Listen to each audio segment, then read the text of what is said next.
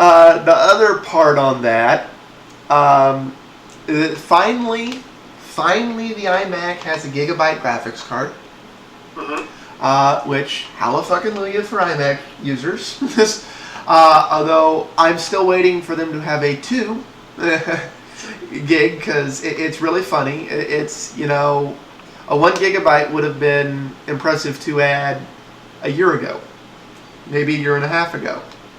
Yeah. At this point, a 1 gig kind of feels as outdated as 512 did back then. As far as, I'm not saying it should be standard, but I'm saying that should be an upgrade option that exists.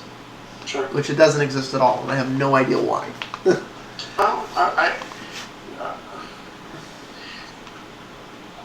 Is there the checklist that I would go down is what is the price difference in having a 2 gig, and then is there a form factor difference? Is there a heat dissipation difference? There is available to Apple. There's a minor heat dissipation difference, but it's really negligible at this point. And what about intake cooling for the graphics card to fit in that form factor? I mean, at 2 gigahertz. I mean, is it something that they wouldn't want to have overheating problems? Because I can tell you, iMac has had a history of sometimes it's a bad graphics card, bad drivers, and things going wrong with it. So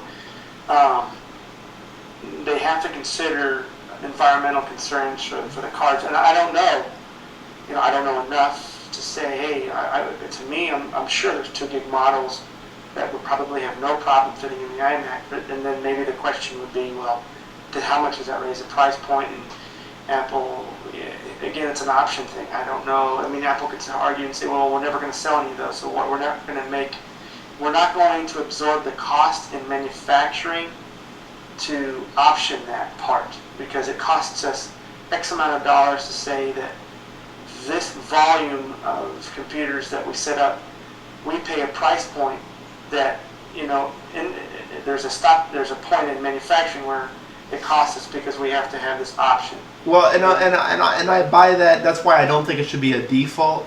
I think it should be an upgrade option. And honestly, I would argue at this point 512 standard, even though it's not a lot, is sufficient for the average end user.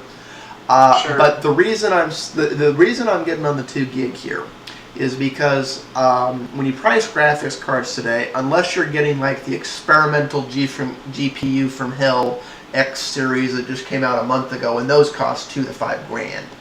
But when you start getting into the older ones, the difference between a 1 gig and a 2 gig can be as little as $50 retail. Yeah. So it's one of those. It's not the best 2 gig card, but it's a 2 gig card.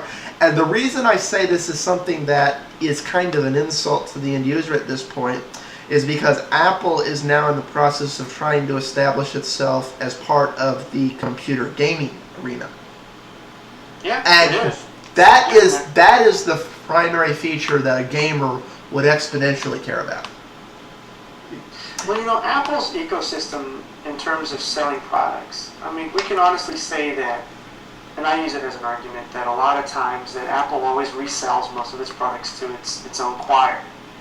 And thus explaining, high turnouts for their products. They have a very loyal following that will always continue to purchase newer products. And I don't know in terms of scale of saying Apple knows what's in their future pipeline in terms of hardware, and they maybe ask themselves, are we going to kill the current product right now by doing so many options, and therefore we offer this in terms of options, and then when this future product comes out, the option becomes available. I don't know.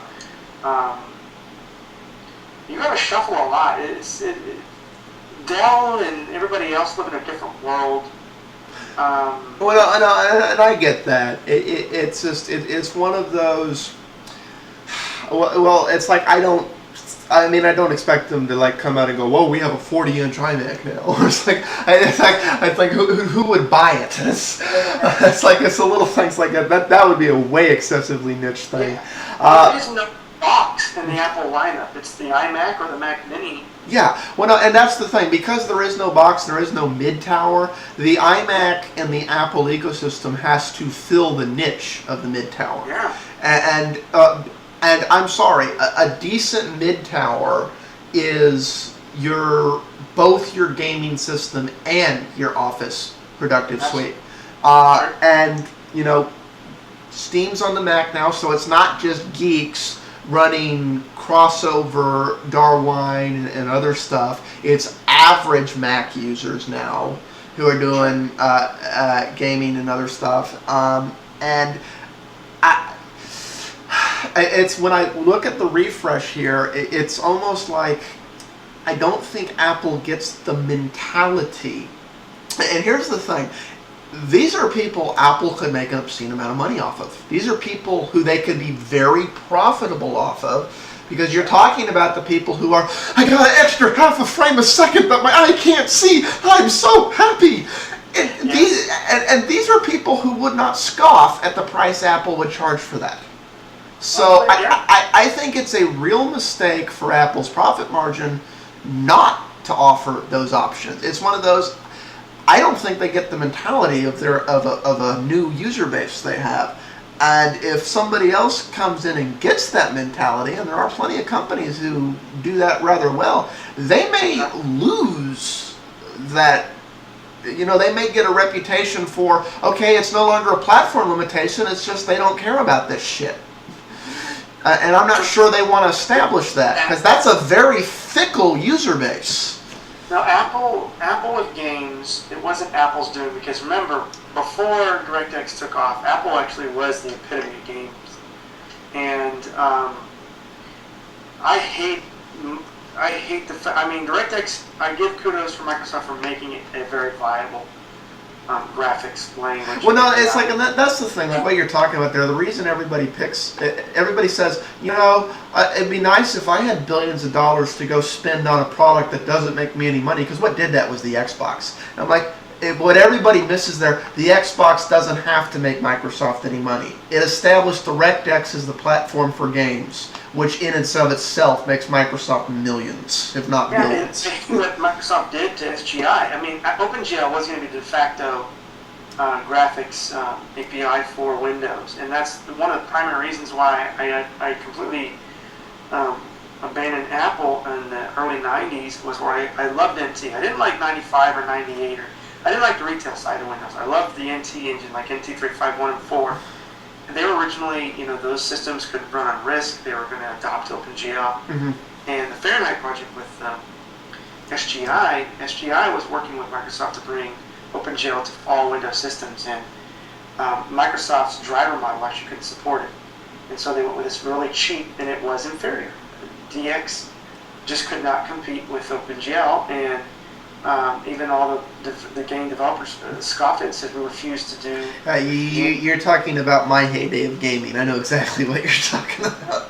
And of course, the money was all with Windows, because Windows dominated all the desktops, and so everybody had to eat their words and say, damn it, we've got to work with DirectX. And yeah, DirectX has been taken a long way, and unfortunately people don't understand the underpinnings, and they just look at the screen and say, look at this and that.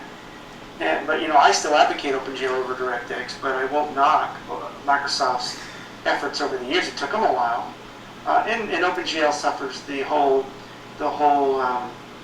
board of arguing what should be in the next specification. I think OpenGL Spec 3, when it came out, suffered a lot of that, and of course they've rectified a lot of that in Spec 3.2. Mm-hmm. But you know, it's. Well, it's like, I don't think OpenGL is in as much trouble as people put it out to be, and the reason I say that is because if you look at the real players in the engine market, like Valve and the Unreal Engine and other engines like that, they haven't discontinued their OpenGL. They're pushing DirectX now because it's predominant, but if you look at the way these engines are development, they understand. It's like they're waiting for the opportunity to flick a switch and put it back on OpenGL. OpenGL owns all high-end forensic stuff. I mean, and that's why, you know, I'm a big OpenGL advocate, and I'll sit there and tick for tack and go over people about efficiency within OpenGL and things, and then explain to them why OpenGL has a certain behavior on Windows for a certain application and things. I won't knock DirectX because it's obviously come a long way. It used to be a pile of absolute diarrhea crap. And my big problem with DirectX is it's really only superior on a Microsoft platform.